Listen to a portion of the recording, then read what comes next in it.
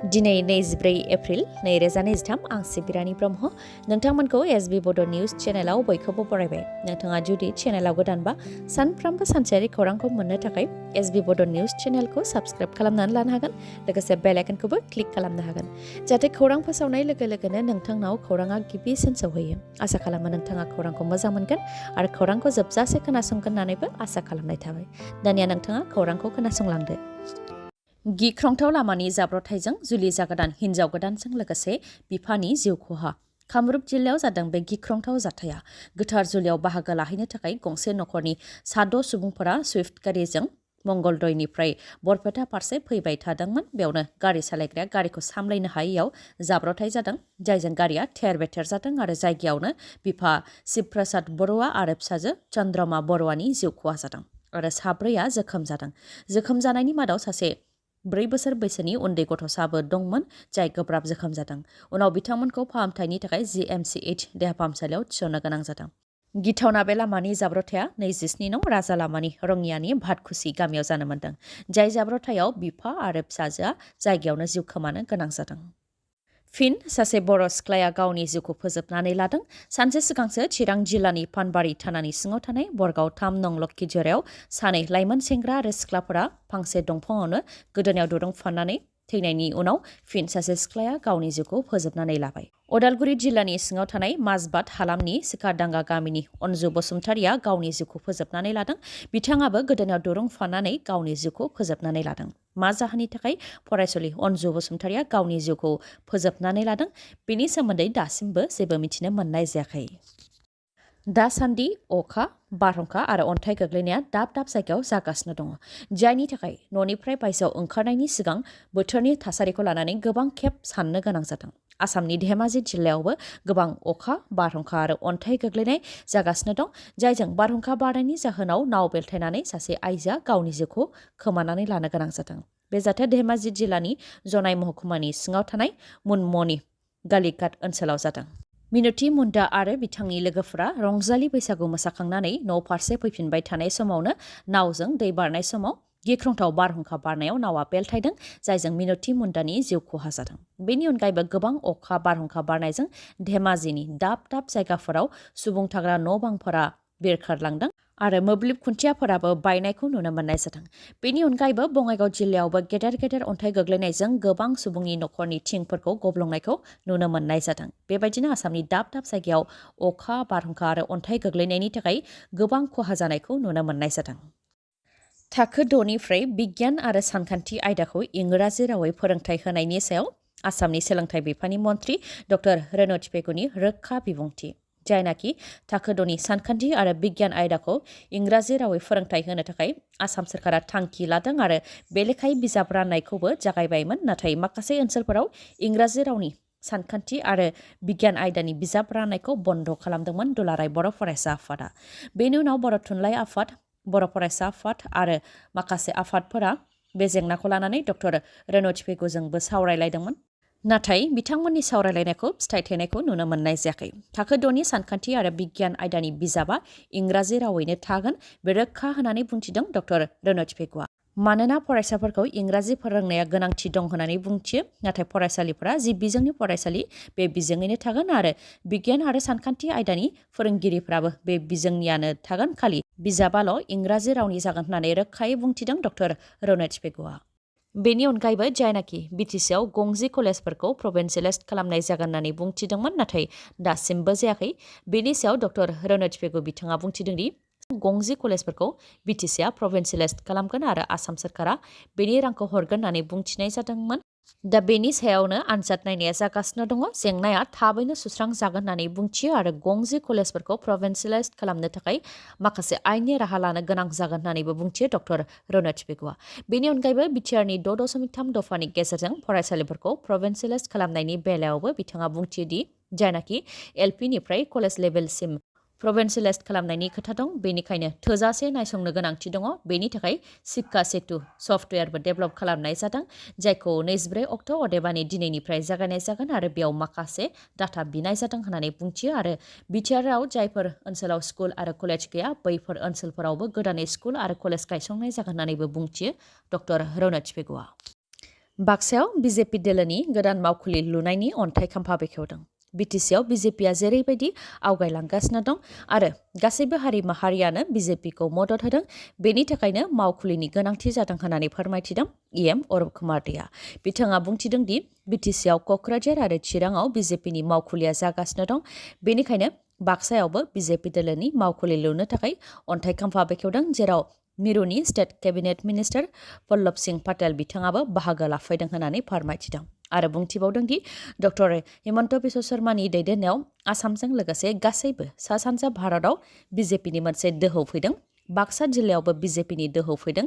बिजेपिनि मावथिफोरा गुबुन गुबुन ओनसोलफोराव खामानिखौ मावगासिनो दङ। मावखुलि खुलियोबा बिटिसिआवबो बिजेपिआ गेदेर बिफाव लागोन होननानै बुंथियो। लोगोसे एमपि बिसायख'थिखौ नोजोर होनानै भारत सरकारखौ मदद होनो थाखायनो बिजेपिआ गोख्रोङै सानदों। मोनफ्रोमबो जिल्लायाव बिजेपिनि मावखुलि लुनो थाखाय थांखि लादों आरो जिल्ला लेभेलाव गं 40 बिजेपि मावखुलि लुनाय जागोन। बेनि मादाव माखासे मावखुलिखौ लुखांबाय आरो आद्रा थानाय माखासे मावखुलिखौ खम समनि गेजेरावनो लुनाय जागोन होननानै फोरमायथिदों इएम अरब कुमार देआ। सीएम रिलिफ फान्डनि गेजेरजों बेरामि आरो फरायसाफोरनो चेक राननानै होदों एमएलए जयन्त बसुमतारिया। जायनाखि सीएम रिलिफ फान्डनि गेजेरजों बेरामि आरो फरायसाफोरनो चेक होनो थाखाय सायख'नो खाबु मोनदों, बे लेखायै सिडली बियाबाव गासै सा 900नो चेक गथायनाय जागोन।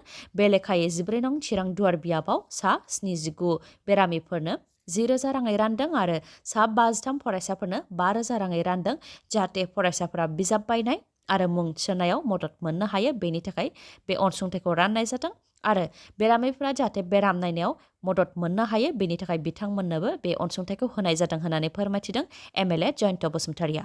जायनाखि सिडली बियाबनि सिङाव गासै सा 900 बेरामि आरो फरायसाफोरनो अनसुंथाइ होनाय जागोन, बेनि थाखाय गासैबो ब्लकआवनो राननानै होनाय जाखाबाय होननानैबो फोरमायथिबावदों बिथाङा।